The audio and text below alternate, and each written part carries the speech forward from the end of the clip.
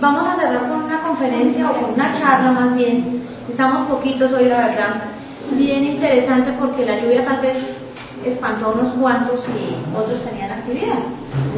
Entonces estamos poquitos, pero pues vamos a hablar un poquito del mensaje de Jesús a la humanidad.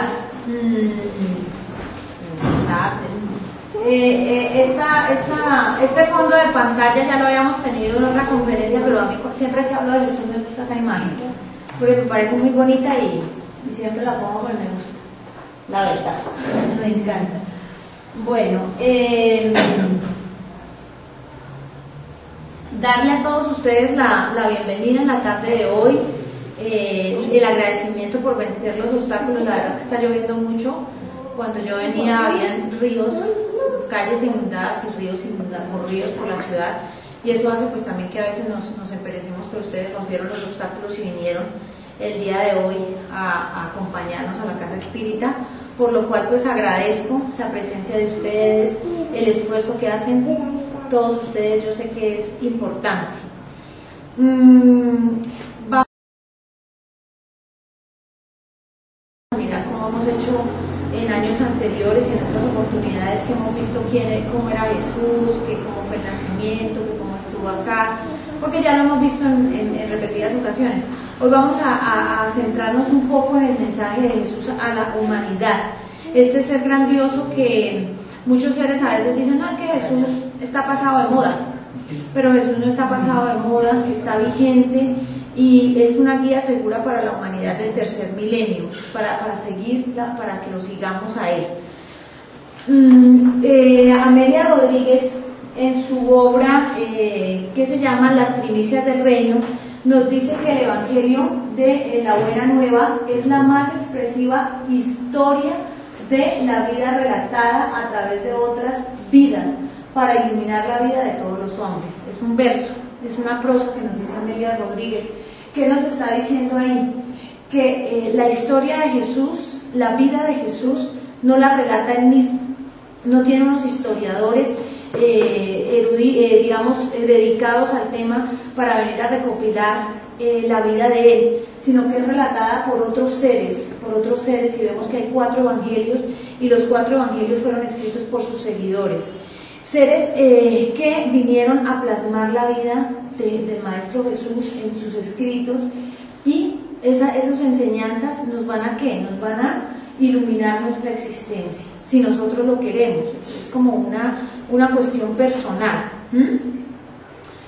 Este ser del Maestro Jesús que vemos ahí, con sus ojos tranquilos, humildes, serenos, con su vida de dolor, muchas veces de angustia, de tristezas, pero él siempre nos dio una enseñanza de amor, por eso fue un revolucionario y partió la historia de la humanidad en 2.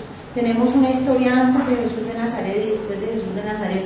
Es que incluso hasta el mismo calendario, hasta la misma forma de contabilizar los años, a partir de Jesús se cambió, porque era como que vino él a traer una enseñanza renovadora, diferente, la enseñanza moral más grande que ha traído a la humanidad. Por eso se dice que Jesús es el guía moral de la humanidad. Por eso Allan Kardec, cuando llegó y codificó la doctrina espírita, dijo, vamos a seguir las enseñanzas de Jesús.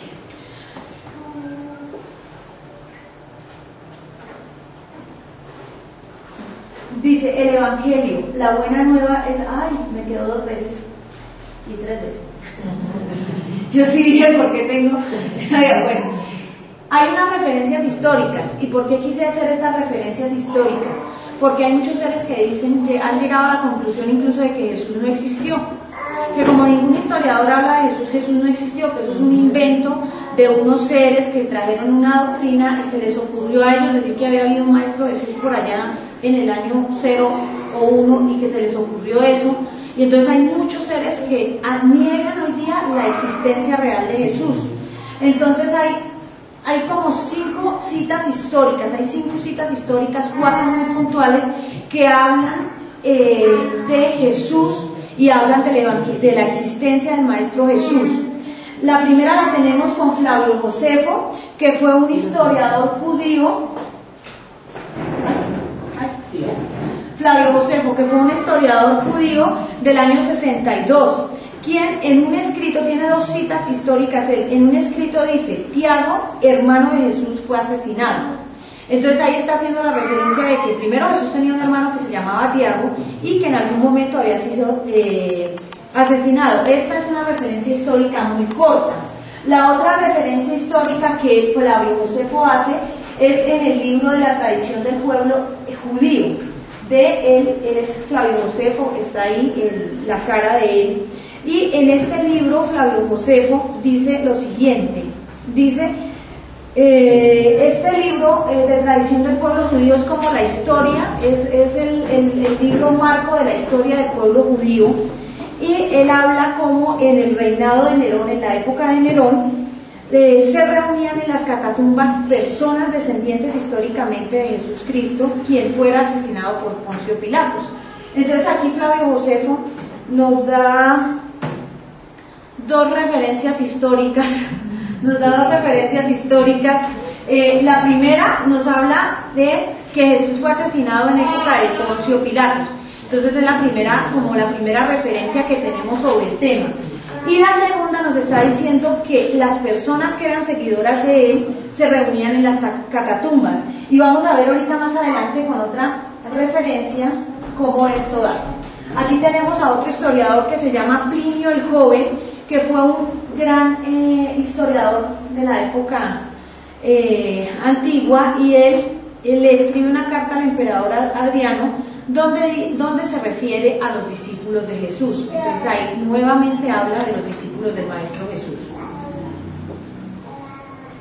Cornelio Tácito, que está aquí en esta foto, es otro historiador, y él en la obra Anales se refería a aquellos que se reunían en las catatumbas y se dedicaban a cultivar la herencia de Jesús. Entonces, démonos cuenta que tanto en la referencia de Flavio Josefo como en la referencia de este señor Cornelio Tácito se encuentra plenamente evidenciado que los discípulos de Jesús se reunían en las catatumbas, que Jesús tuvo unos discípulos y que se reunían en las catatumbas para seguir su mensaje. Hay otra referencia que es como una linda referencia histórica, pero es muy corta, la verdad, es muy corta, una referencia histórica de la antigüedad. Estábamos buscando como el indicador, pero ahí vamos siguiendo, tranquilos. Yo les hago así y ustedes miran ahí la dirección. Sí. Bueno.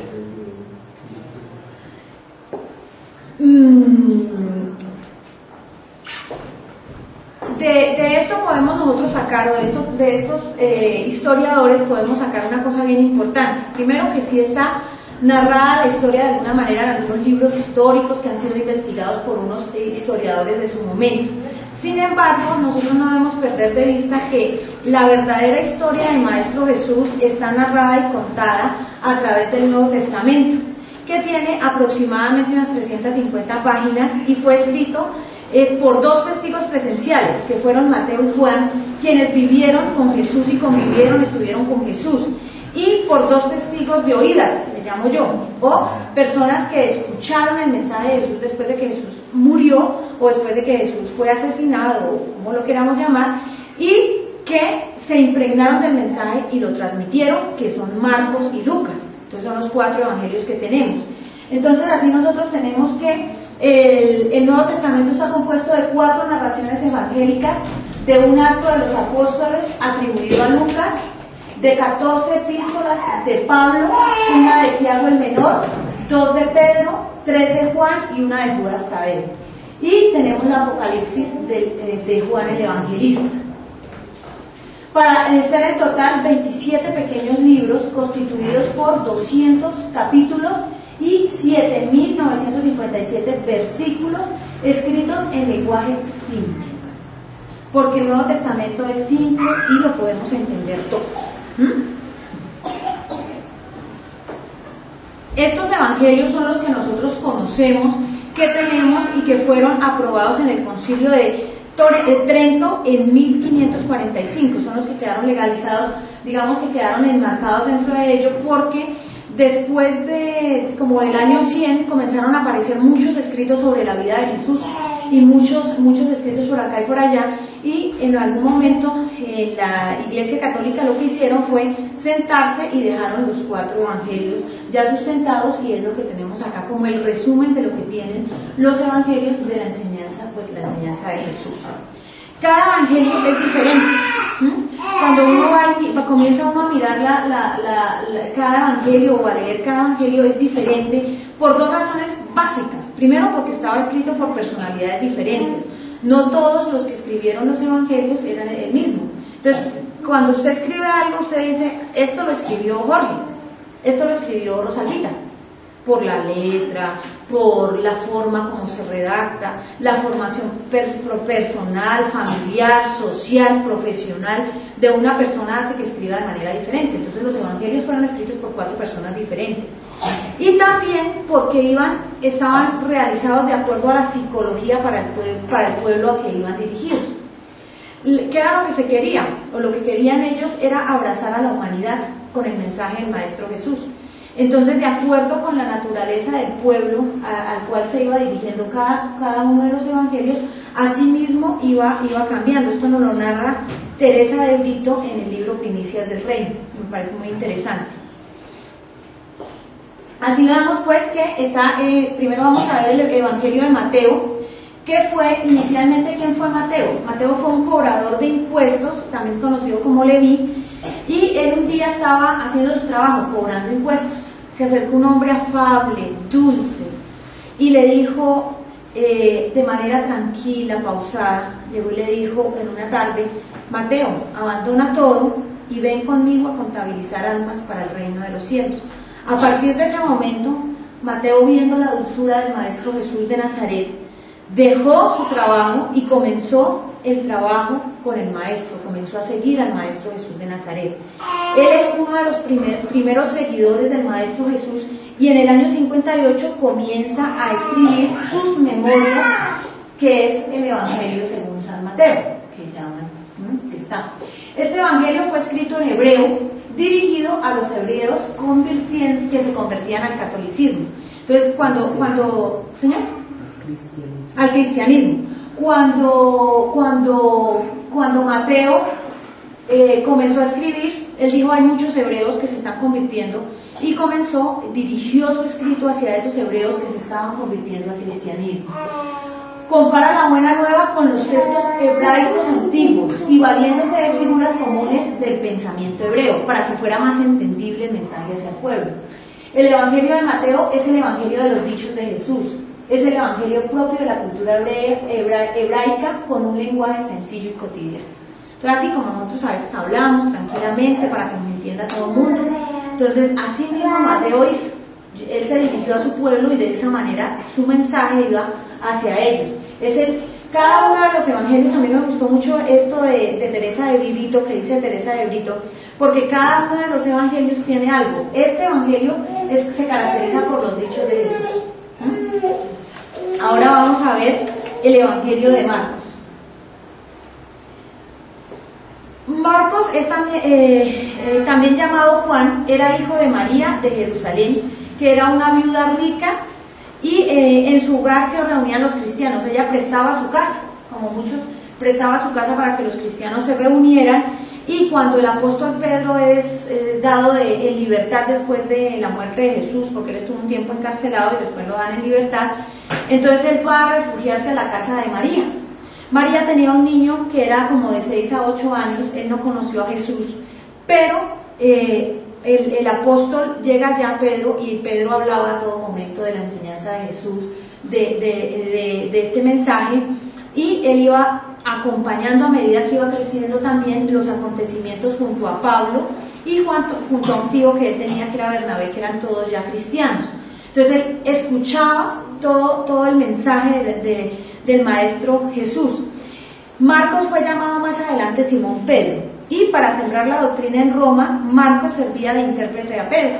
Entonces Pedro iba narrando las historias y Marcos iba escribiendo.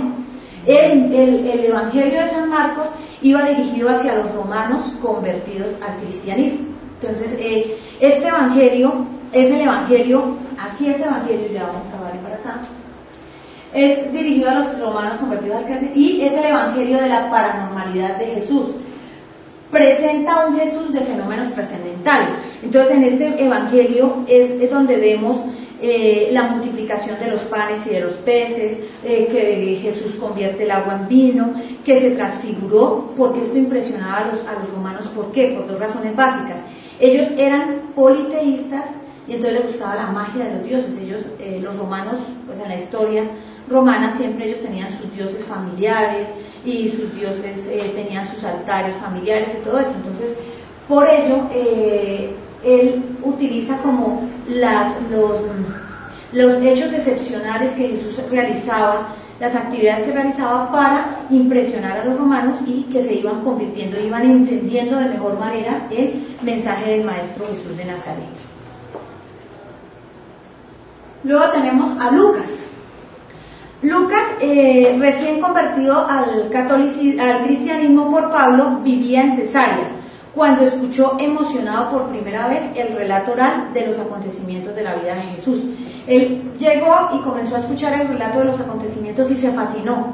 Él como que se fascinó del lenguaje. Acordémonos que, como lo veíamos antes, él fue un testigo de oídas. Él no estuvo con Jesús, como tampoco lo estuvo Marcos, pero comenzó a escuchar los relatos de Jesús y comenzó como a fascinarse.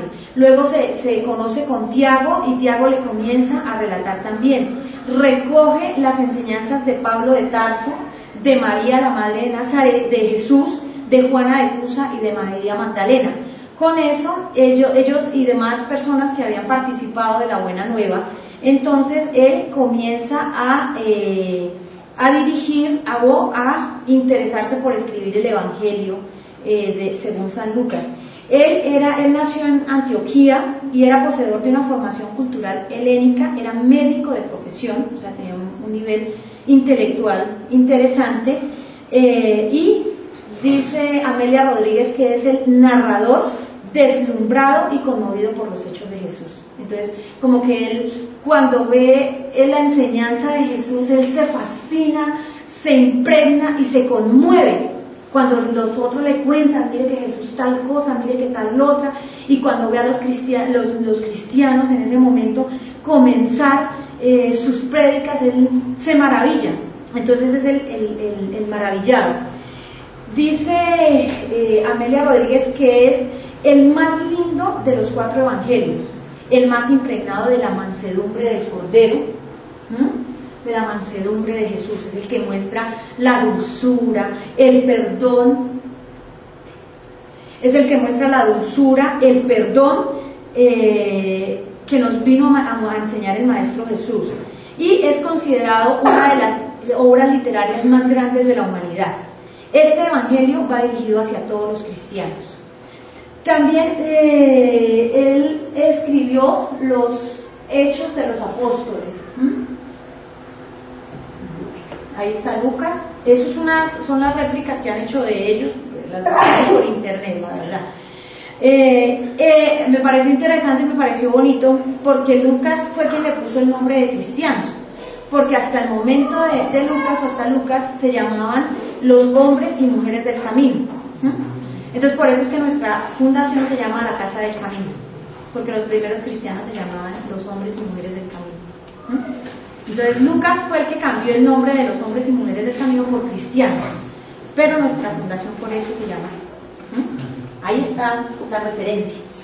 Bueno, y vamos ahora a Juan. Juan era el discípulo amado.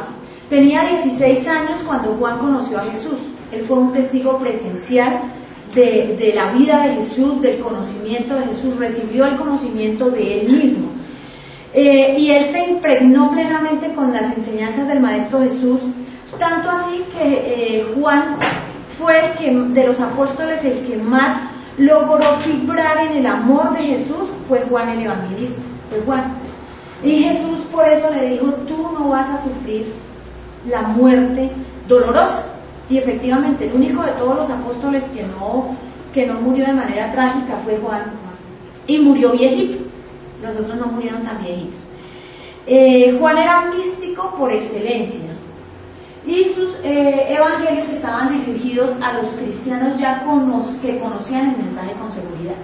Entonces Juan se dirige ya a los que estaban, a los cristianos. Démonos cuenta cómo cada evangelio va hacia una población determinada, hacia un grupo determinado, y cómo hemos ido, como en el relato, se colocaron en orden, no de si conocieron o no a Jesús, sino en el orden de hacia quién iba dirigido. Profundizó en los elementos reveladores de la nueva doctrina e introdujo, él fue el que habló sobre la conversación que Jesús tuvo con Nicodemo sobre el renacimiento o la reencarnación. Él es el que trae ese paraje porque había sido testigo como escucha, como oyente de la conversación que Jesús había tenido con Nicodemo, y él la trae en su relato, y es la que nos da el soporte para nosotros los espiritistas decir que Jesús nos enseñó sobre la reencarnación. Bueno, el evangelio de Juan es el evangelio espiritual, va dirigido hacia la espiritualidad. En estas 4 obras básicas que acabamos de mirar a grosso modo como su esquema general, porque no estamos viendo más allá, se enmarcan las principales enseñanzas y acontecimientos de la vida del Maestro Jesús. Fueron escritas inicialmente en arameo, excepto la de Lucas, y luego fueron traducidas al griego, y gracias a ellas, a hoy, 2000 y pico años después, tenemos nosotros vigente el conocimiento y la enseñanza del Maestro Jesús de Nazaret, y eso permitió también que la enseñanza se difundiera por toda la tierra, por todo el planeta, por el mundo antiguo inicialmente, y después cuando nos descubrieron a nosotros, entonces, o nosotros los descubrimos a ellos, pues por nosotros también los latinoamericanos. Amelia Rodríguez, en el libro Primicias del Reino, dice que es la más conmovedora historia que se ha escrito, el amor más grande del mundo que el mundo conoció, el ejemplo más fecundo que jamás existió. La vida de Jesús es un permanente llamado a la mansedumbre, a la dignidad, al amor, a la verdad. Amarlo es comenzar a vivirlo. Conocerlo es plasmarlo en la mente y en el corazón. La vida que contiene en sí la historia de nuestra vida es la vida de Jesús. La perenne alegría, el buen mensaje de júbilo, tal es el Evangelio. Entonces, cuando Jesús, muchos dicen fue un revolucionario porque nos lleva a nosotros a modificar nuestra conducta, no empuñando las armas, como conocemos los revolucionarios actuales, sino empuñando las armas, sí, pero del sentimiento, del amor, de la dulzura, de la pasividad, de la paz, de la paciencia, y más adelante vamos a ver. Amelia Rodríguez con este mensaje nos hace reflexionar acerca de Jesús como el maestro del amor. La enseñanza más grande, yo creo que todos concordamos en ello, que Jesús nos vino a traer fue la del amor. Porque cuando nosotros tenemos amor, transformamos nuestra existencia. Cuando nosotros comenzamos a sentir el amor verdaderamente vivido, comenzamos a transformar nuestra vida. Muchas veces las actividades que Jesús realizaba las han tomado como milagros. Entonces cuando dicen que Jesús curó al paralítico, que Jesús curó al leproso, que Jesús logró transformar a María Magdalena, una pecadora, y la transformó, entonces todo el mundo dice no, era milagro. Pero el milagro no consistía sino nada más y nada menos que en la fuerza que Jesús tenía de amarnos hacia nosotros. Ese amor incansable que Él tenía hacia la humanidad, hacia nosotros, permitía que Él pudiera ayudar a la humanidad. Jesús dejó el gran mensaje, su legado, para todos nosotros quienes deseáramos entenderlo y conocerlo. Y nosotros debemos entender que ese es el seguro caminar para que podamos algún día evolucionar. El día que nosotros verdaderamente entendamos las enseñanzas del Maestro Jesús, que las llevemos y las sincronicemos en nuestro corazón, porque es lo que nos hace falta. A veces nosotros entendemos, nos dicen del amor y lo entendemos, hablamos del perdón y ahorita lo vamos a entender, y todo lo que yo voy a decir ustedes van a decir, sí, claro, sí, eso está, sí. Pero lo más difícil es nosotros entender y practicarlo. el día que nosotros podamos verdaderamente practicar las enseñanzas del amor de Jesús, ese día vamos a estar nosotros en una mejor condición. Jesús nos enseñó por medio de parábolas. Jesús facilitaba a las multitudes con su prédica hermosa y fluida. Era un maravilloso orador, pero él no se preocupaba por decir, a ver, yo quiero pararme allá, como uno se para, y yo quiero ser elocuente y que me entiendan.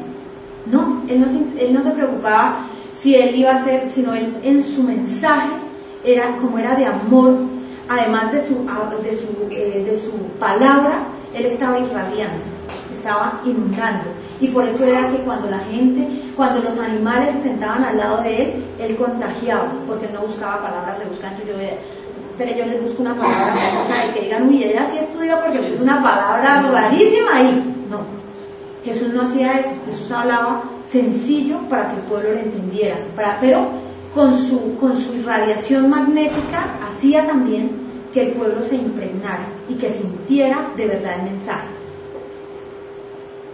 La esencia espiritual de sus palabras provocaba una suave y consoladora alegría en aquellos que lo escuchaban. Entonces, cuando las personas se acercaban a Jesús, entonces escuchaban esas palabras de él, y eso hacía que ellos sintieran una alegría, que de pronto los que estaban sufriendo, que los que estaban llorando, que los que estaban afligidos, que eran los que más se acercaban a él, sintieran esa tranquilidad, sintieran como una voz amiga, como una voz que los entiende, que los escucha y también que les educa, que los invita a la transformación. El poder verbal de Jesús era inmenso, impresionaba de manera impresionante a quienes lo escuchaban, terminando por impregnarse con su maravilloso néctar verbal. Su voz era pausada, llena de dulzura y de cristalina sonoridad, jamás escuchadas por la humanidad terrena. O sea, nuestra voz, él por su mismo ejemplo de vida, por su misma tranquilidad de vida, tenía una voz pausada, tranquila, nada de gritos, nada de cosas así. Entonces hacía que la gente como que se imantara. Esa voz tranquila. Cuando uno escucha una voz melodiosa, a uno le gusta escucharla, ¿no? Hay seres que tienen una voz bonita, y uno dice, tan bonito que habla él. En cambio, esta tiene una voz chillona, como la mía. Pero entonces, hay seres que tienen una voz hermosa. La de Jesús era más bonita.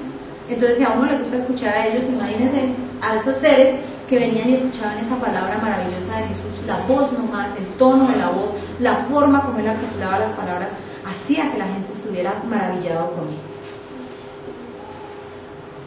él. Jesús vino a la tierra a enseñarnos a través de parábolas.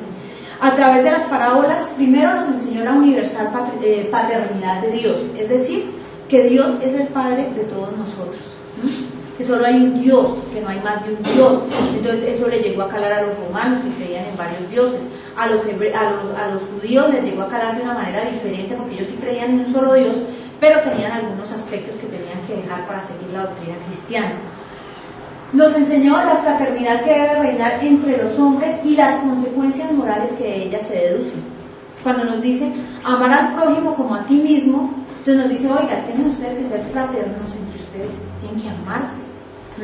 Y el amor va a conducir unas consecuencias morales, van a tener unas consecuencias.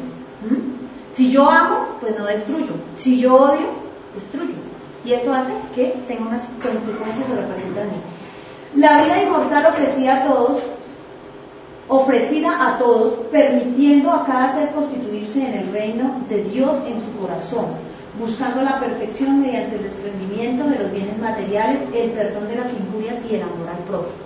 Entonces, el Maestro Jesús dijo, y ahorita más adelante lo vamos a ver, y lo vamos a ver con unas referencias, además de Juana de Ángeles, bien bonitas. El Maestro Jesús llegaba y nos decía que nosotros también podíamos entrar al reino de Dios. Y entonces uno, bueno, sí, pero ¿cómo será? ¿Cómo entro? ¿Cómo será? Pues aquí les traemos la noticia. Después de 2000 años vamos a volver a decir qué fue lo que nos dijo Jesús, a ver si podemos entrar nosotros. En las enseñanzas de Jesús encontramos una doctrina importante bajo el vestimento de las parábolas, las cuales están conocimientos profundos y necesarios para nuestra mejoría espiritual, para tal vez si hoy estamos sufriendo, si estamos padeciendo alguna circunstancia compleja, podamos mejorar. Entonces la primera enseñanza, y esta parte de la conferencia tomé mucho pues del Evangelio según el Espiritismo, pero también se tomó de un libro que se llama Jesús y el Evangelio, de Juana de Ángeles. Es bien interesante, bien bonito, la verdad. Pues ustedes saben que a mí más o menos me gusta Juana, pero me encanta, la verdad, y me gusta la oratoria de ella.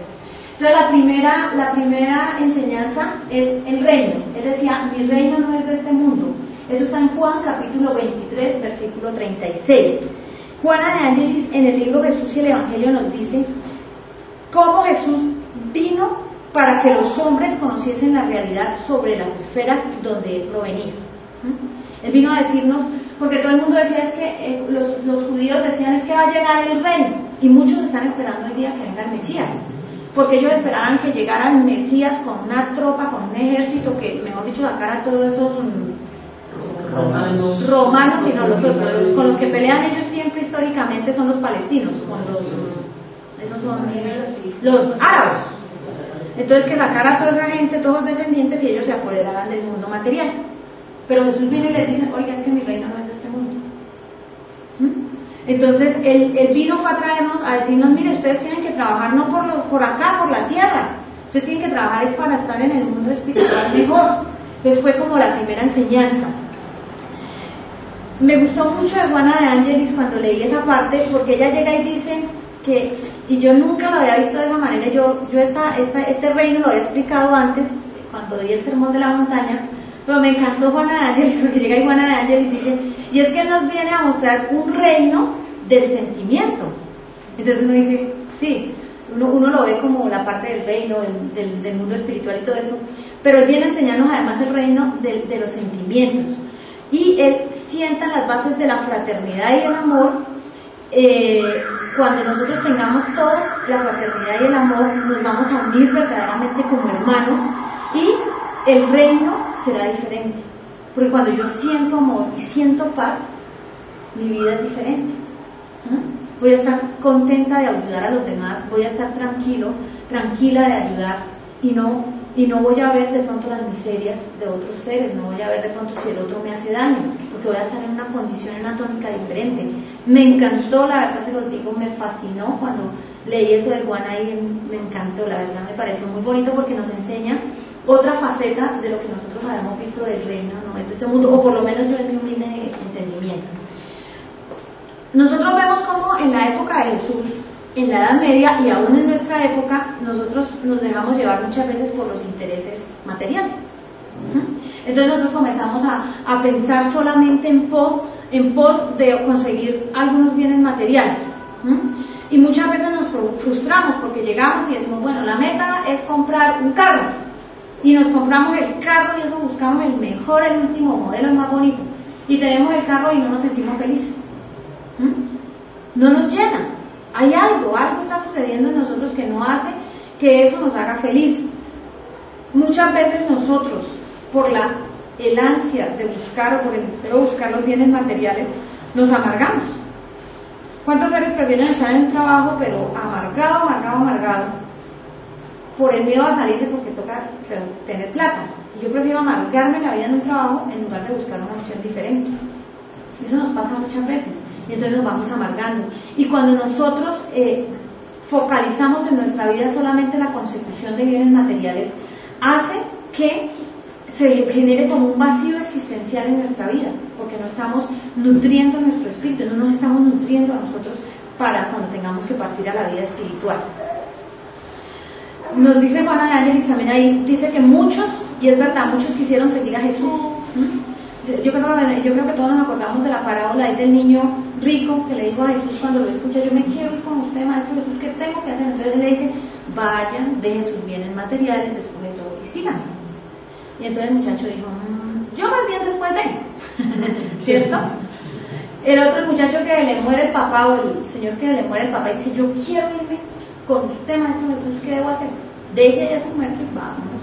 Entonces dice, no, yo me voy a enterrar a mi papá. Pero él no quería enterrar a su papá, quería la herencia. era lo que más le gustaba a él. Entonces, cuando él llegó a Jerusalén, todas las palmas que lo ovacionaron, que es el Domingo de Ramos que lo conmemora, entonces llegó, todas las palmas, todo esto. Pero cuando lo toman preso, todo el mundo lo abandona. Era lógico que el reino no era de este mundo, porque si hubiera sido de este mundo hubiera tenido el mismo respaldo de siempre. Pero él sabía y conocía profundamente también el grado de evolución de la humanidad en ese momento. Por eso su reino no era de este mundo, era otro, el reino de él. Su enseñanza, esa enseñanza sigue intacta. Está abierta la invitación de nuestro Maestro Jesús, ese ser tan lindo, para que nosotros de verdad sigamos y busquemos con él el reino de Dios a través de, como lo dice Juana de Angelis, de los sentimientos de fraternidad y amor. El otro es diversidad de moradas. Hay muchas moradas en la casa de mi Padre. Eso está en Juan capítulo 14 versículo 2. Segundo, en la Edad Media, ¿verdad? En esa época, y cuando éramos más primitivos aún, nosotros veíamos las estrellas del cielo y creíamos que eran las lamparitas que nos estaban iluminando a nosotros, que Diosito nos había puesto las lamparitas para iluminar las noches y para que pudiéramos medio entrever en la oscuridad. Entonces, la Tierra era considerada en ese momento como el centro del universo. Creíamos que nada más allá de la Tierra había, que no podía haber nada más, y esos eran unas lamparitas, unos focos que Dios nos había puesto ahí para que nos alumbrara.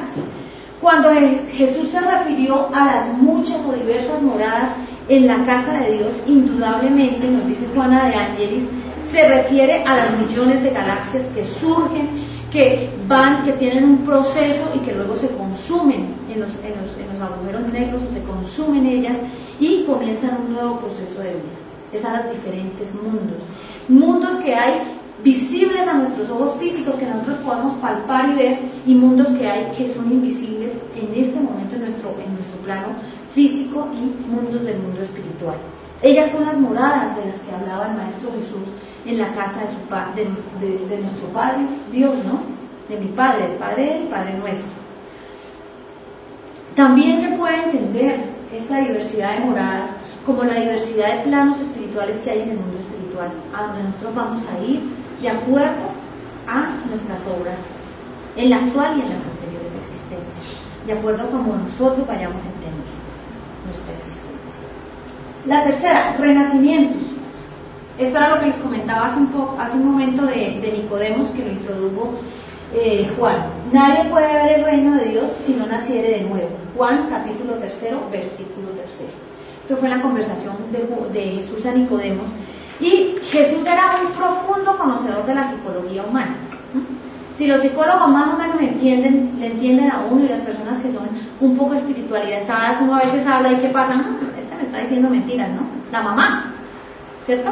Entonces a veces uno dice algo y como que me está diciendo mentiras, Estrella, así era mi mamá. Y yo, no mami. Y así nos pasa a nosotros. Si a nosotros nos pasa, imagínense a Jesús, que era un espíritu supremamente evolucionado, ¿cómo no le iba a pasar lo mismo? Entonces Jesús siempre estaba él, cuando alguien se le acercaba, él sabía más o menos cómo era ese ser, él entendía la naturaleza de ese ser, el grado evolutivo que tenía ese ser, y sabía cuáles eran sus intenciones también muchas veces. Entonces él le respondía de acuerdo con su grado de evolución. ¿Para qué? Para que le entendiera. Entonces cuando Nicodemo se acerca a preguntarle, él sabía Nicodemo hacia dónde quería ir, y por eso Jesús le deja clarito que es necesario nacer nuevamente del cuerpo y del espíritu para poder entrar al reino de nuestro Padre Celestial, que es la reencarnación, como la única manera, como la manera más rápida, digamos, de poder evolucionar nosotros los seres humanos. Por eso estamos acá, por eso a veces sufrimos tribulaciones, sufrimientos, angustias. Los principales, bueno, seguimos. Bienaventurados, es que casi no me pude hacer así progresivamente. De aquí para allá no pude. Bienaventurados los afligidos. Dice así: bienaventurados los que lloran, porque ellos serán consolados. Bienaventurados los que tienen hambre y sed de justicia, porque ellos serán hartos. Bienaventurados los que padecen persecuciones por la justicia. de ellos es el reino de los cielos. Mateo capítulo 5, versículos 5, 6 y 10. En el libro Primicias del Reino de Amelia Rodríguez, a mí me encanta como ella llega y explica esta enseñanza, porque llega y comienza ella y nos dice que cuando estaban en el sermón de la montaña, toda la multitud, en primera instancia Jesús era un psicoterapeuta por excelencia. Entonces, todos los seres se le acercaban y él siempre atendía. Y nos decía, no, este no es el horario, yo no lo atiendo, usted espérese, venga. Él escuchaba, él atendía, él le daba la palabra. Entonces, él sabía quiénes estaban allá en el sermón, pendientes a la expectativa de escucharlos en la montaña, en el monte. Sabía quiénes habían llegado, sabía cuáles eran sus dolores, cuáles eran sus sufrimientos.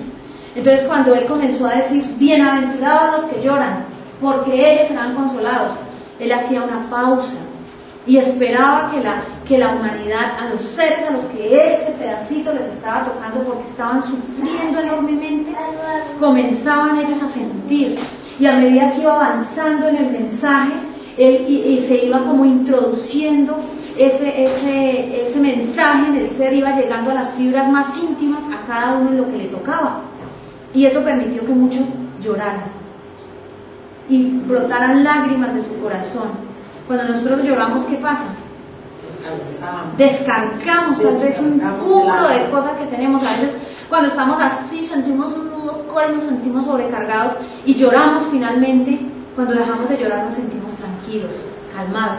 Por eso es que a veces dicen, dejémoslo que llore, que eso es bueno. Es bueno, ¿por qué? Porque descargamos el alma. Entonces Jesús en ese sermón de la montaña con las bienaventuranzas recogió a toda la multitud que estaba allí, y esa multitud comenzó a llorar. Esa multitud lloraba, no de euforia, no de nada, porque sentía un consuelo, sentía que algo iba a llegar, que iba a mejorar su vida, que de pronto si sabía sufrir bien, que de pronto si sabía soportar la situación que estaba viviendo en el mundo espiritual, cuando pasara la dimensión espiritual iba a estar mejor, o al cielo, como se entienden muchos.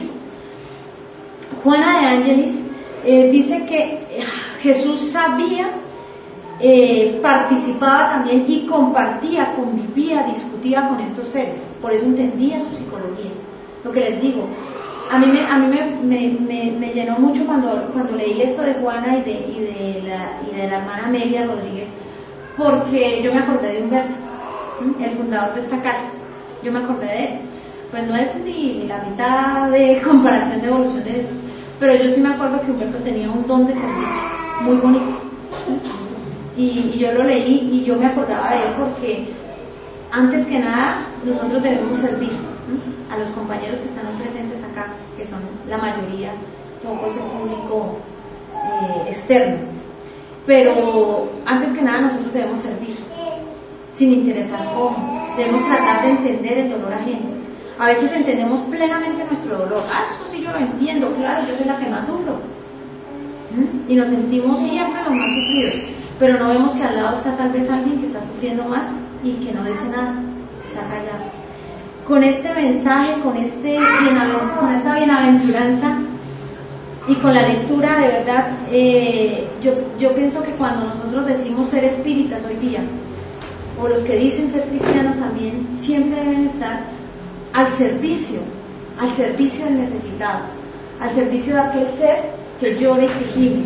Jesús estaba ahí y sabía qué le pasaba a su gente, como cuando uno se para y uno dice, fulanito de tal tiene este problema porque yo lo atendí, porque yo estuve y yo sé lo que le pasa a él y voy a darle un consuelo, le doy un consuelo, le doy una esperanza. Eso era lo que hacía Jesús ahí con las bienaventuranzas.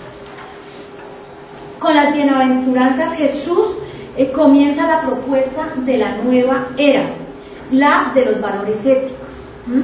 Hasta ahí cuando los judíos enseñaban, hemos escuchado, mucho era la parte de los formalismos.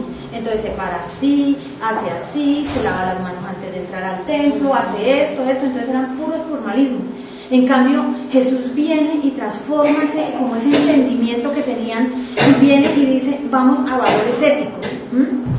para facilitar al ser humano la comprensión de la transitoriedad de la vida humana, porque nosotros estamos acá 40, 50, 60, 70 años, no estamos más, 80, 90 los más afortunados, 100 los que súper afortunados, pero más allá no vamos, no mucho, algunos otros 100 tantos, pero muy poquitos.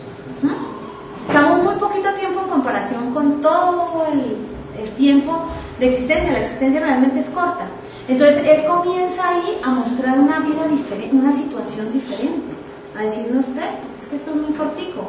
Primero hay más vidas, y segundo, comencemos a instaurar la escala de valores, comencemos a cambiar lo que hemos pensado para que comencemos a tener una vida mejor. ¿Eso lo aplicamos hoy día? Yo no sé. Yo no soy quien para juzgar, porque primero me tengo que juzgar yo. Pero cuando yo hacía esto, yo decía, toca mirar qué es lo que estamos haciendo. Yo, Estrella, no ustedes, ¿no? De ninguna manera. Entonces, cada uno se mira para adentro, ¿no? Pero sí hay que mirar hasta qué punto nosotros estamos comenzando nuestros valores éticos, hasta qué punto nosotros verdaderamente estamos permitiendo que el mensaje de Jesús que dio hace más de 2000 años, ni siquiera de Kardec, no estamos, solamente Jesús, que el mensaje de Jesús esté aplicando en nuestras vidas, que el mensaje de Jesús esté permitiendo a nosotros ser útiles, que lo que yo aprenda en el centro espírita por lo menos lo dé a otra persona y se lo transmita a otro ser, que yo le dé ese consuelo. Oiga, yo entendía ya más o menos esto, es que la Estrella anda un poquito enredado, pero yo en medio le entendí esto. ¿Por qué no vaya ahí? Si estamos haciendo eso, si nosotros hemos sentido tranquilidad, un poquito de afabilidad, estamos transmitiendo eso, estamos dando eso. Bueno, otra vez me quedo arrepentido. Listo. Aquí vienen dos enseñanzas más, pues no sé qué hora sea, es que como el reloj está dañado. 2 minutos para las 4. Ah, bueno. A 5. Bueno, vamos a seguir. El yugo leve.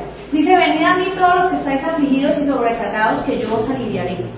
Eso está en Mateo, capítulo 11, versículo 28.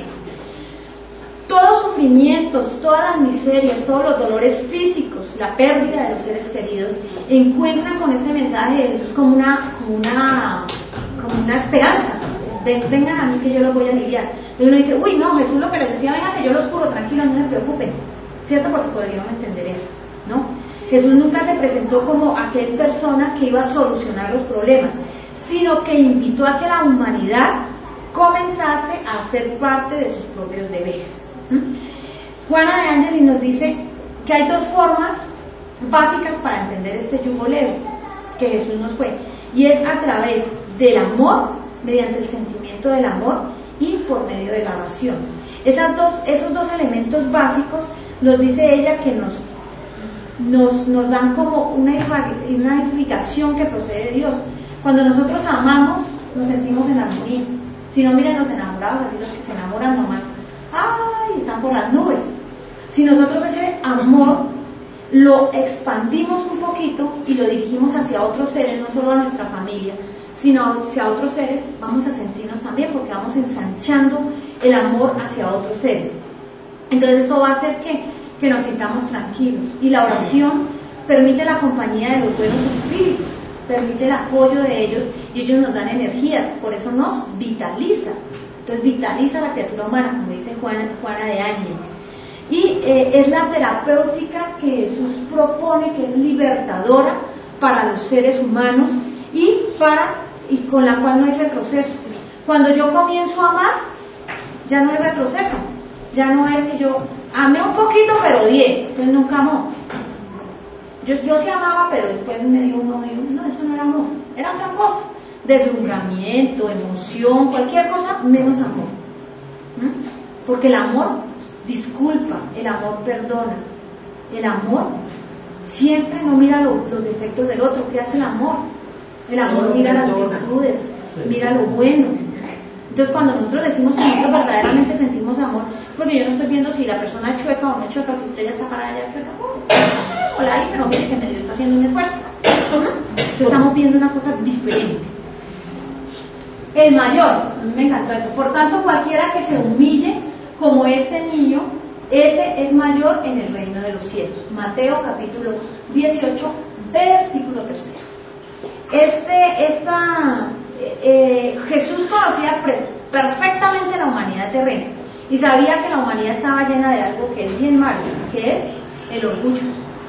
Entonces sabía que nosotros éramos supremamente orgullosos, que a nosotros nos gustaba que nos idolatren, que nos gusta que nos ensalcen. Entonces había en la sociedad en ese momento tres tipos de castas que eran bien como marcadas y maltratadas, que eran las mujeres, los niños y los esclavos. Entonces Jesús tomó esos seres débiles a los que la sociedad del orgullo los rechazaba y los elevó. A la mujer siempre la engrandeció en sus virtudes. Él siempre a la mujer la trataba con respeto, con consideración. En los escritos del Evangelio siempre muestra eso, muestra como esa piedad filial de verla igual a los hombres, de verla igual y tratarla igual. De hecho, cuando la mujer adúltera, ¿qué hizo? La defendió, la puso en una posición diferente y le dijo, oiga, pero si ella ha pecado, ustedes también. Entonces hizo que un cambio total de mentalidad y engrandeció, se valió de la niñez, y en este paraje se vale de la niñez para mostrar la sencillez y la humildad. ¿Por qué? Porque los niños son puros. Cuando un niño nace, un niño pequeño no tiene la malicia que nosotros los grandes muchas veces tenemos.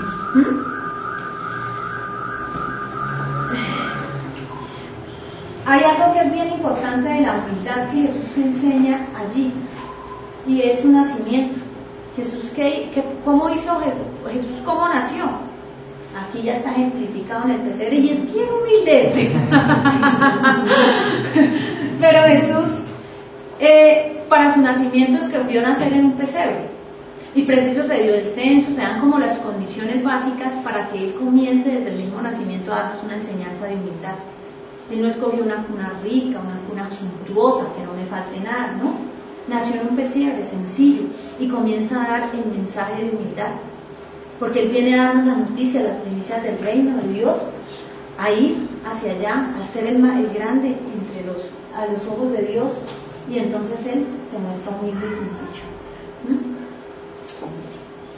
La paciencia, dice, bienaventurados los pacíficos, porque serán llamados hijos de Dios. Eso está en Mateo capítulo 5, versículo 9. A mí me gustó de Juana de Ángelis también, que llega y dice que la paciencia es la ciencia de la paz. La ciencia de la paz.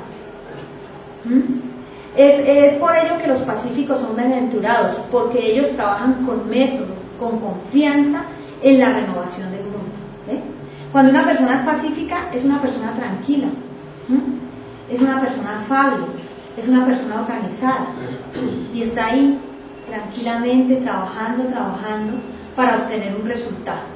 Y eso es lo que nos muestra ellos. Muchas veces cuando nosotros tenemos que perdonar, ahí está probada nuestra paciencia. Cuando nos hacen algo así como difícil, nosotros veremos si somos pacientes o no.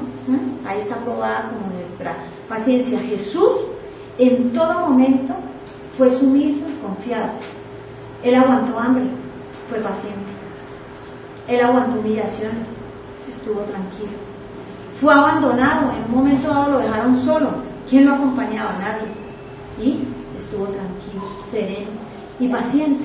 En todo momento fue paciente. Entonces, ante la muerte, ante esa situación difícil, fue paciente.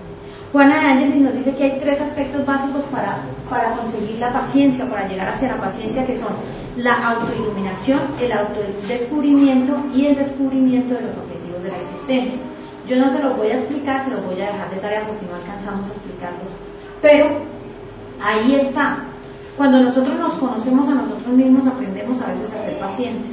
Cuando nosotros comenzamos a ver cuáles son los objetivos de la vida, entonces ya yo no voy a ser tan desesperada porque es que me tengo que ir para el trabajo ya, porque es que esto, porque es que eso, porque mi objetivo no es tener, mi objetivo es otro, mi objetivo es adquirir valores morales. Vienen otros, la reconciliación, dice, de cierto te digo que no saldrá de allí hasta que pagues el último cuadrante. Entonces aquí comienza a mostrarnos a nosotros que necesitamos nosotros para liberarnos comenzar a pagar como nuestras deudas. Ahí está un poquito la ley de causa y efecto, pero también está la invitación hacia nosotros para que comencemos a reconciliarnos con los demás, porque cuando nosotros tenemos problemas con otro ser, y si nos morimos, yo peleo con Fernando y me muero hoy, me lo gané enemigo, no le pude pedir perdón. Entonces tenemos que reconciliar nuestras diferencias para poder llegar, porque ya el espiritismo nos ha enseñado que cuando nosotros desencarnamos, la muerte no nos libera a los enemigos, la muerte permite que sigamos siendo amigos o enemigos. Entonces es mejor comenzar a reconciliarnos desde ahorita para poder liberarnos, lo que nos permitirá, la reconciliación nos permitirá una vida más tranquila y más feliz. Liberación por el amor, dice, amarás a tu prójimo como a ti mismo. Mateo capítulo 22, versículo 39. Esta expresión es la expresión más grande de la caridad. Cuando yo amo, yo todo lo doy, todo lo entrego. A mí no me interesa, muchas veces me olvido de mí mismo para darle a los demás. A mí me encanta dentro de esa parte de la caridad, de esa parte del amor, el mensaje maravilloso que nos dejaron pues, varios seres, pero Teresa de Calcuta nos dejó un mensaje maravilloso de amor. Ella todo lo dio, ella era de una comunidad religiosa. Un día aquí presentaron la historia de Teresa. Ella era de una comunidad religiosa más o menos interesante, más o menos bien prestante allá. Pero ella dijo, yo me quiero ir allá, a donde está el dolor. Se fue y lo dio todo, lo entregó todo por ese amor, por ese sentimiento de caridad, por esos dos sentimientos maravillosos. Ella lo entregó hacia todos. Cuando nosotros comencemos verdaderamente a vibrar, como les decía más adelante, en el amor, nuestra vida se tornará diferente, se tornará más tranquila. El egoísmo. ¿Y cómo quieres que hagan los hombres con vosotros, así también hacer vosotros por ellos? El egoísmo es la negación total de la caridad. Entonces Jesús nos dice, para que ustedes puedan vencer el egoísmo, que es bien difícil vencerlo, porque es que yo tener aquí algo y yo, pero qué tal yo lo necesite después, estar vestido viejo, ahí yo lo necesito y aquel está sin ropa, pero qué tal yo lo necesite después. Eso es bien difícil. Entonces Jesús llega y dice, mire, es más fácil de la siguiente manera. ¿Usted qué quiere que hagan por usted? Haga usted lo mismo por él. Entonces cuando uno dice, ay no, a mí me gusta que me den lo mejor, que me traten bien, que me consientan, entonces ¿yo qué debo hacer por el otro? Tratarlo bien, consentirlo y darle lo mejor. Y ahí rompemos el egoísmo, comenzamos a romper de esa manera el egoísmo. A veces nos olvidamos, a veces nosotros pasamos pruebas complicadas, pero es que también a veces es porque cuando tenemos la posibilidad, no nos acordamos del otro. Debemos en todo momento de nuestra existencia acordarnos del otro. Cuando estamos mal y cuando estamos bien. En todo momento, en todo lugar. Debemos siempre estar ahí como pensando en el ser que lo necesita. No solo de lo material, porque, no, de lo espiritual. ¿Cuántos seres necesitan un abrazo? Y nosotros somos egoístas y nos los abrazos solo para mí. ¿Cierto? No, para todo el mundo.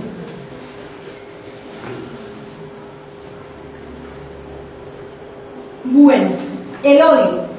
Dice así, sed pues misericordiosos como también vuestro Padre es misericordioso. Eso está en Lucas capítulo 6, versículo 36. Procurad sobre todo amar a los que os inspiran indiferencia. Qué fácil es amar a los que amamos, ¿cierto? A los seres que tenemos al lado, a los hijos. Uno mira a su hijo, ay, es que es tan perfecto, mi niño es lindo. Yo miro a mi niño lindo. Así sea feo, pero yo lo miro bonito porque es mi hijo. Cualquiera me puede decir muchos defectos de mi hijo, pero yo lo veo lindo porque es mi hijo. Y así nos pasa a todos. Entonces es fácil amar a los seres que nos aman. A mis papás yo los veo lindos, así mi viejito sea más que venía a cascar. Yo lo veo hermoso a mi viejito porque lo amo y a mi mamá porque la amo. Pero entonces yo voy y veo otro viejito, ese viejito sí friega, no. Porque ya es diferente, ya no siento ese corazón más grande. Pero ahí es donde Jesús nos dice, comencemos a amar. Aquel ser que me inspira indiferencia es el que yo más debo tratar de amar. Porque de pronto en el ayer tuvimos como unas rencillas y entonces a través del amor vamos a romper esos odios, esas cadenas que nos atan a la inferioridad, a la espiritualidad inferior. Vamos a romper eso. Tenemos que comenzar. Entonces si alguien me cae a mí así medio regular 3/4, ¿qué debo hacer? Tratar de superar eso. tratar de buscar el lado bueno de ese ser, que lo debe tener, que lo tiene obviamente, porque todos los seres tenemos algo de bueno. El amor nos aproxima a Dios y el odio nos aleja de Él, vertiginosamente. Cuando yo odio, yo me enmaraño por allá, yo no pienso en nada, sino, uy, es que me cae tan gorda esa persona, yo, uy, Dios mío, no la quiero ni ver. Uno que es espírita dice, no la quiero ni ver, ya no le desea mal, ¿no? Pero no la quiere ni ver, no quiere nada. ¿Por qué? Porque nos estamos imantando, nos estamos alejando de Dios, de los buenos espíritus, y nos estamos imbuiendo en ese odio y en ese. La piedad dio todo lo que tenía para su sustento. Marcos capítulo 12, versículo 44. La piedad es la hermana de la caridad y dice en el Evangelio según el Espiritismo: dejad que vuestro corazón se enternezca al aspecto de las miserias y de los sufrimientos de vuestros semejantes. La piedad es ese sentimiento que hace que yo vea el dolor ajeno y a mí me mueva a ayudar a ese ser, que yo me mueva, que yo como que diga, Dios mío, este ser está sufriendo, venga, yo hago algo. Como cuando el jueves los que nos acompañaron al censo, cuando vimos a los seres que sufren, uno como que quiere coger y hacer algo por ellos porque el dolor es grande, el sufrimiento es grande. Nosotras con Marta fuimos a una casa donde hay 3 niños huérfanos, en una pobreza espiritual y material grande, y yo veía a esos niños con una abuela como no amorosa. A mí me provocaba coger a los 3 niños porque me dio mucho pesar, un niño de 4 años, un niño de 5 y uno de 3, en un abandono, era abandono de todos.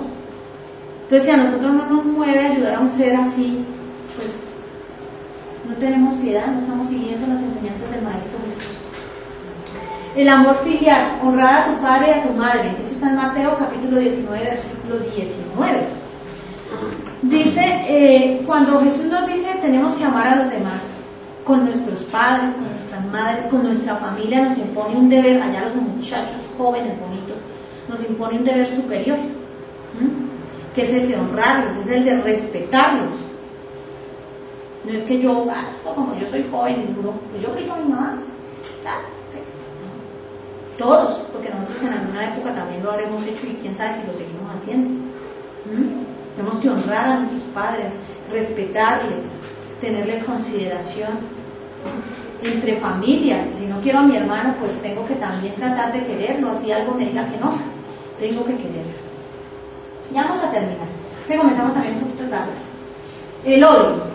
Sed pues misericordiosos como también vuestro Padre es misericordioso. Perdón.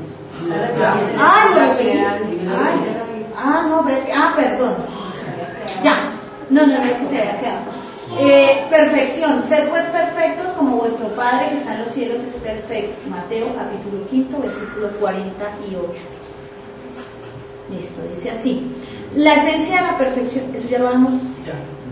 No, la perfección no se no, es que todavía no era la paciencia.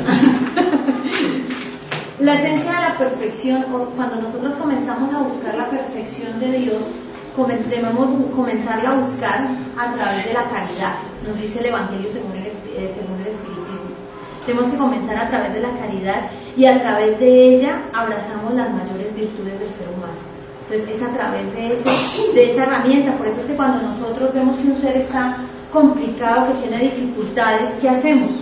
Nosotros le decimos, venga, si quiere venga aquí a la casa espírita los domingos y nos ayuda con el chocolatico, venga, ayúdenos. ¿Por qué?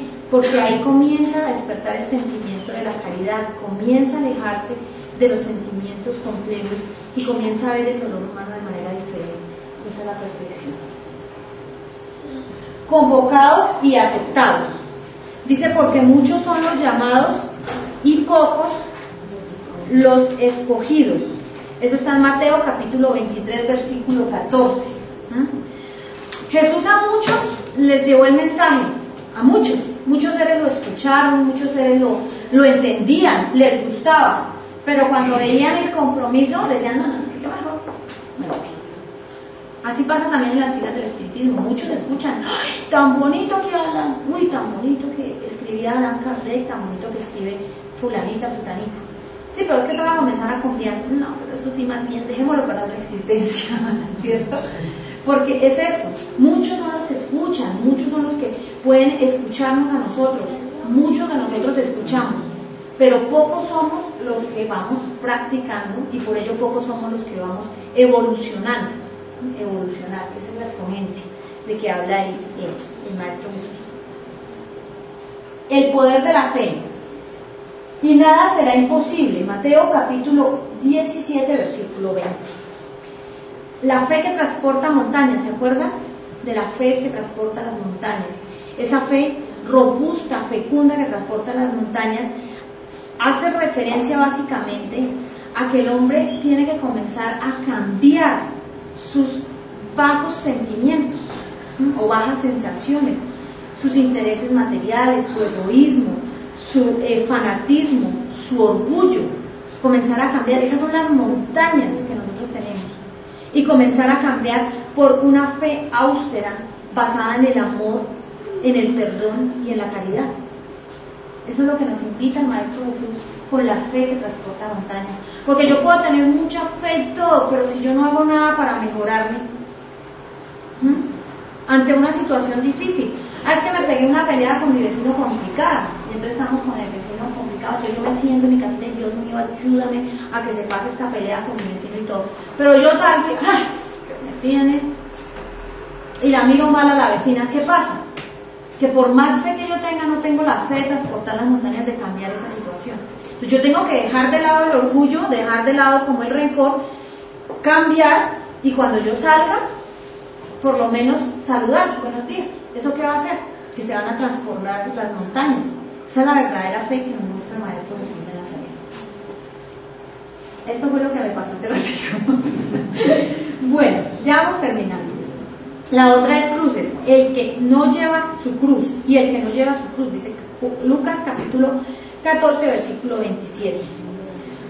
La cruz o las cruces que cada uno de nosotros tenemos son las pruebas, las dificultades, las angustias que hemos adquirido, que tenemos en esta existencia. Nosotros tenemos en nuestras manos hoy, nos lo dice el Maestro Jesús, la posibilidad de eliminar nuestros dolores para una vida futura. Tenemos la posibilidad, es la oportunidad que nos dio el Padre Celestial hoy de estar mejor cuando pasemos a la dimensión espiritual, de tal vez no volver a sufrir lo que hemos sufrido en esta existencia, si hemos sufrido mucho, de tal vez no volver a pasar las necesidades, el hambre, el dolor físico, el dolor espiritual, de tal vez no volver a sentir como esa sensación a veces de abandono que uno siente, que como que nada le da, como que todo está mal, que como que ya nada más, ya no es rico, dice Rosalvita. Para eso nosotros tenemos la herramienta básica, y es saber transformar nuestra existencia, saber entender que cuando tenemos una dificultad, cuando tenemos una situación compleja en nuestra existencia, es producto de lo que hemos sembrado, que nadie más tiene la culpa de ello sino nosotros mismos, en el hoy, a veces con nuestros comportamientos de orgullo, a veces somos severos con los demás, somos tranquilos con nosotros pero severos con los demás, a veces juzgamos duramente al otro y no nos vemos a nosotros mismos. Entonces ese mensaje de llevar la cruz es llevarla con paciencia, con resignación, y no viendo los de los demás, sino viendo lo mío propio. Gratuidad del bien: sanar enfermos, limpiar leprosos, resucitar muertos, echar fuera demonios. De gracia recibiste, dad de gracia. Jesús, ¿qué hacía cuando estaba encarnado?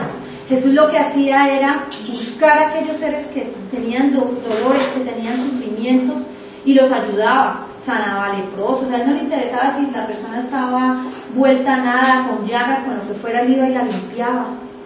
Él iba y le aplicaba al endemoniado, no le daba miedo, es que ese espíritu va y se me pegue. No, él iba y le ayudaba, le daba un mensaje al ser, al paralítico, al ser que sufría, estaba allá.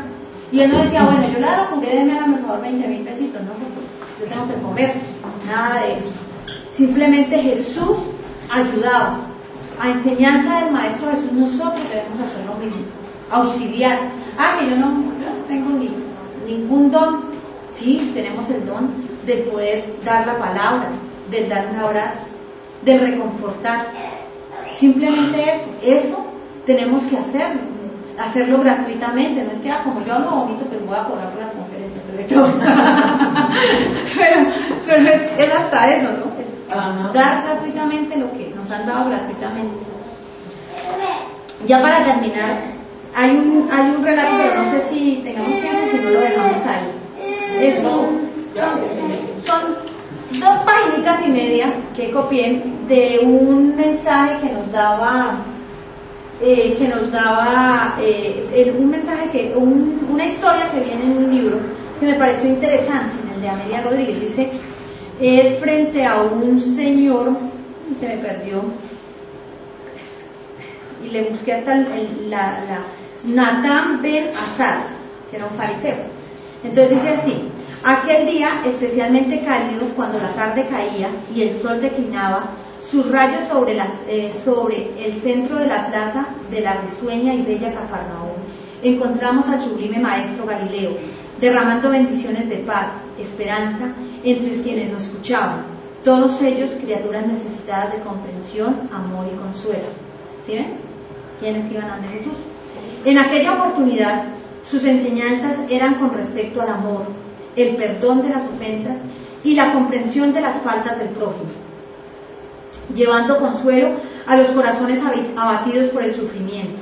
Estas enseñanzas de amor y perdón provocaban la contrariedad y la furia entre los doctores de la ley, obstinados en cultivar la rigidez de la ley mosaica que aún conservaba la herencia enfermiza de la ley del talión, y a quienes escuchaban de lejos en espera de encontrar la oportunidad de obstaculizar la tarea redentora de Jesús. Y es así como en aquella tarde clarurosa, invadido por el rencor que le despertaba la serenidad y las enseñanzas del maestro, Natán ben Asad, fariseo conocido por su impiedad en los judíos y su conducta excesivamente austera, se acerca al sublime maestro Jesús y lo interroga con arrogancia. Tú enseñas el amor irrestricto, el perdón incesante en cualquier circunstancia y para contadas personas. Y Jesús le contesta de inmediato, con voz serena y suave, pero con indefinible autoridad: sí, de lo contrario el amor se limita a las circunstancias y se circunscribe a individuos especiales, no es legítimo.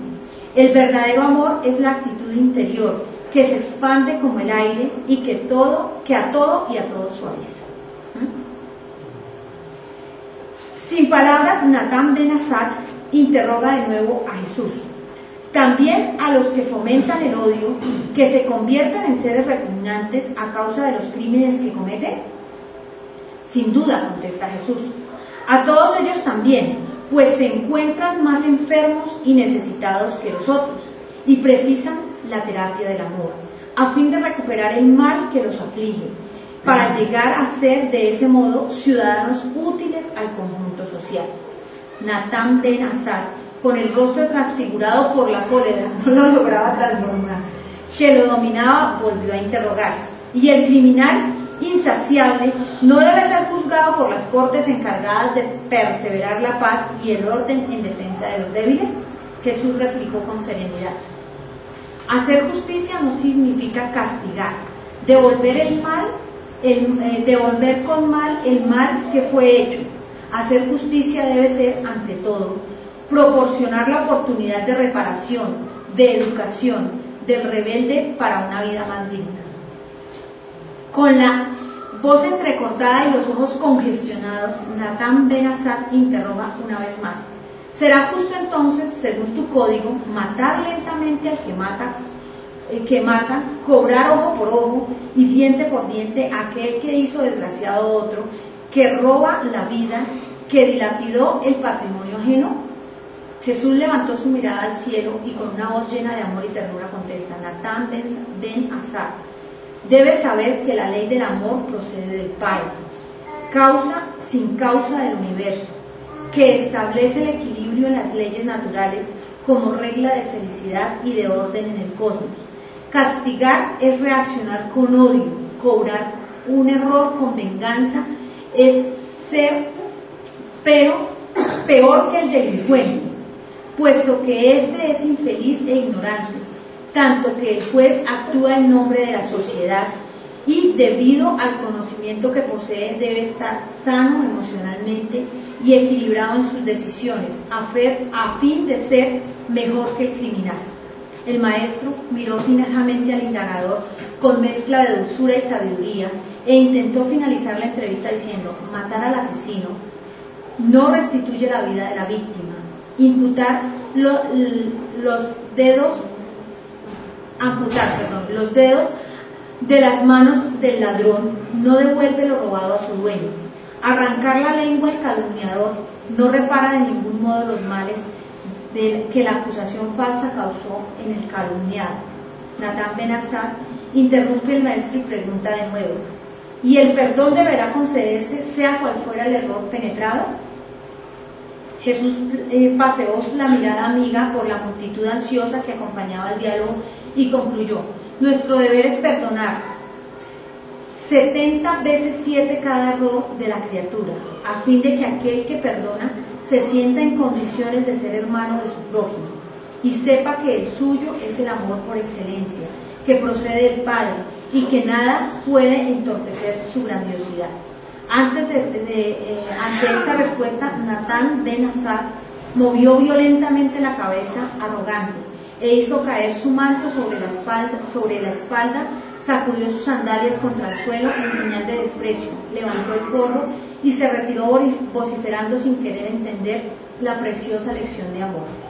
Como si nada hubiese sucedido, Jesús mantuvo el mismo tono de bondad en la voz y la gentileza en los actos y continuó explicando: el amor es en cualquier expresión la presencia del Padre Creador para sustentar la vida y dignificar a las criaturas. Un día triunfará sobre todas las estructuras y regirá sobre todas las vidas. ¿Bien? Entonces, en este relato de Natán, démonos cuenta, hay como varias conclusiones de lo que veníamos leyendo, ¿no? El principal sentimiento del amor. Jesús no pudo bajo ninguna circunstancia transformarnos a todos, sino pues no estuviéramos viviendo lo que vivimos, básicamente. Este ser, a pesar de la dulzura de Jesús, no se dejó contagiar porque estaba envenenado de odio, de cólera, y entendía que lo que él creía era lo mejor. Y así hay muchos seres aún que creen que lo que entienden es eso, y ese es su grado evolutivo, pero Jesús no se perturbó por eso. Nosotros tampoco debemos perturbarnos por eso. Debemos seguir dando el mensaje, debemos seguir auxiliando tranquila y serenamente. Agradezco a todos ustedes la paciencia que tienen conmigo y el que hayan venido en esta tarde. Si tienen alguna pregunta.